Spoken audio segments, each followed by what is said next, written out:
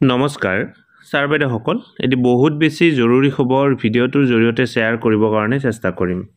বহু সংখ্যক ছাৰ বাইদেউ বিপদত পৰাটো প্ৰায় নিশ্চিত হৈ পৰিছে কাৰণটো কি আপোনালোকে ভালদৰে জানি লওক এখন বিশেষ চিঠি আহিছে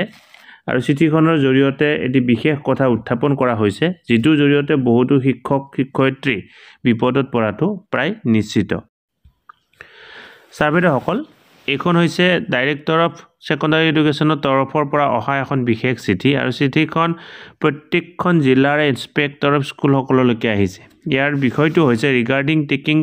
departmental action against the teaching staff of different government and provincial secondary schools on being found absent continuously in the শিক্ষা হেতু এপ অৰ্থাৎ শিক্ষা হেতু এপ্লিকেশনত আমি যেহেতু অ্যাটেন্ডেন্স দিব লাগে আৰু শিক্ষা হেতু এপ্লিকেশনত কন্টিনিউয়াসলি বহু সংখ্যক শিক্ষক শিক্ষয়িত্ৰীক এবসেন্ট পোৱা গৈছে আৰু তেওঁলোকৰ কাৰণে ডিসিপ্লিনাৰী একচন লবৰ কাৰণে এই চিঠিখন আহিছে ইয়াতে এই কথাটো কোৱা হৈছে যে with reference to the subject quoted above, I would like to inform you that the Department of School Education, Government of Assam has viewed seriously the absence continuously in the school in respect of teaching staff,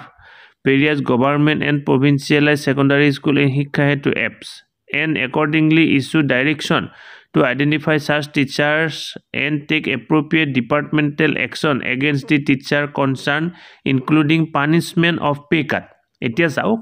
এই কথাটো কোৱা হৈছে যে এই যেহেতু বহু সংখ্যক sir বাইদেউক ইয়াত এবসেন্ট দেখিবৰ কাৰণে পোৱা গৈছে গতে তেওঁলোকক বিচাৰি উলিয়াব লাগে বাছি উলিয়াব লাগে কোন সকল শিক্ষক শিক্ষয়িত্ৰী এবসেন্ট আছে আৰু তেওঁলোকৰ ওপৰত ডিসিপ্লিনাৰী একচন লোৱাৰ উপৰিও তেওঁলোকৰ পে কাটৰ জৰে শাস্তিমূলক ব্যৱস্থা গ্ৰহণ কৰিব লাগে প্ৰথম পেৰাগ্ৰাফ 2 নম্বৰ পেৰাগ্ৰাফটোত কোৱা হৈছে যেহেতু ইনস্পেক্টৰ অফ স্কুল সকল যেহেতু এপইন্টিং এণ্ড ডিসিপ্লিনাৰী অথৰিটি হয় তেওঁলোকে যাতে ইয়াৰ ওপৰত বিহিত ব্যৱস্থা গ্ৰহণ কৰে within the stipulate time frame for purpose imposing punishment as per rules and procedure in Fogo দেখি কোৱা হৈছে অৰ্থাৎ যেহেতু ইনস্পেক্টৰ অফ স্কুল সকল এপইন্টিং অথৰিটি আৰু ডিসিপ্লিনাৰী অথৰিটি হয় তেওঁলোকক সোনকালে বাছি উলিয়াব লাগে এই সকল যিসকল শিক্ষকে কন্টিনিউয়াসলি শিক্ষা হেতু এপ্লিকেশনত অ্যাটেন্ডেন্স দিয়া নাই আৰু তেওঁলোকক এই কামটো কথাটো কৰিব লাগে যাতে নিৰ্দিষ্ট টাইম সময়ৰ ভিতৰত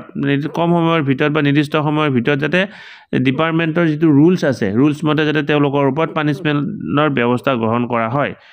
তাৰ পিছত আৰু এটা কোৱা হৈছে further on notice of continuous absent of any teaching staff of government secondary school you are instructed to submit report along with relevant record to the undersigned immediately so that departmental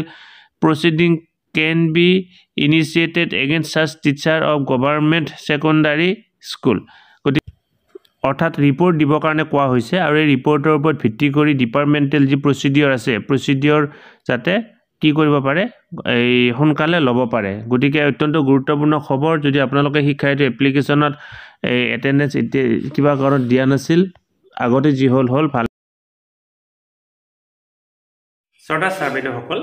Nalinikanta ডেকা নামৰ YouTube চেনেলটো হৈছে এটি শিক্ষামূলক YouTube channel এই চেনেলটোৰ জৰিয়তে আমি শিক্ষক ছাত্ৰ ছাত্ৰী অভিভাৱক আৰু বিদ্যালয়ৰ কাৰণে উপযোগী কিছু ভিডিঅ' প্ৰস্তুত কৰিবৰ কাৰণে চেষ্টা কৰোঁ আপুনি যদি পোন প্ৰথমবাৰৰ কাৰণে এই চেনেলটো চাইছে অনুগ্ৰহ কৰি চেনেলটো সাবস্ক্ৰাইব কৰিব আৰু অল নটিফিকেশন প্ৰেছ কৰি থব